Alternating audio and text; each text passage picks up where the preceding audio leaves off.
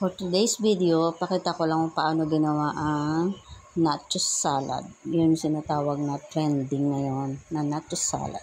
And to guys, gumamit lang po dyan ng lettuce, kamatis, cucumber, white onion, popcorn, nachos chips, at saka sibuyas, bawang. Meron din pamintang durog. Ayan guys, na-slice na ang lettuce at cucumber, sibuyas, kamatis at bawang. Hinalon muna dyan yung mga corn, lettuce, kamatis. Gagawa na po ng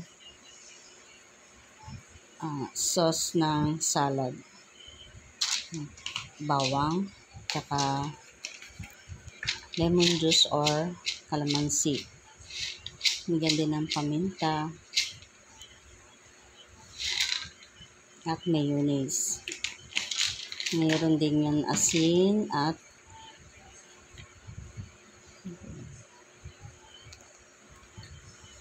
ayan guys, mix na. Nilagyan din ng konting asukal para medyo matamis. Ng konti.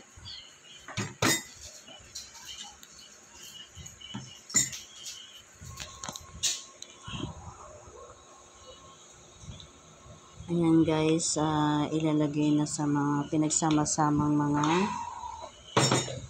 ingredients.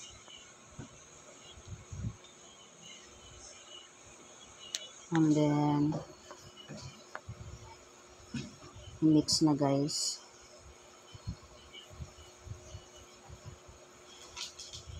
Ayan.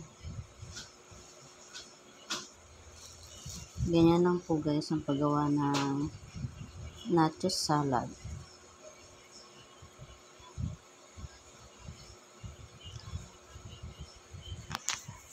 Haluin ng maigi para magpantay ang lasa.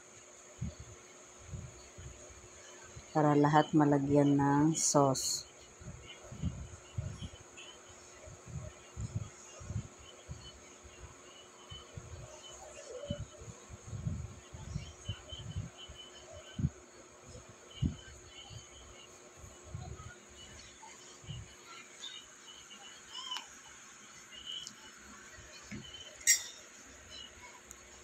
Ayan guys, ganyan lang po guys ang paghalo ng mga pinaghalo-halo ng salad.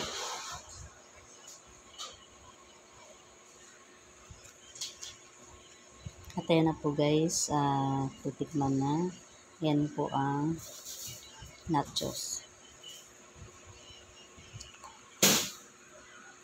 At ayan na po guys ang finished product ng nachos salad. Thanks for watching.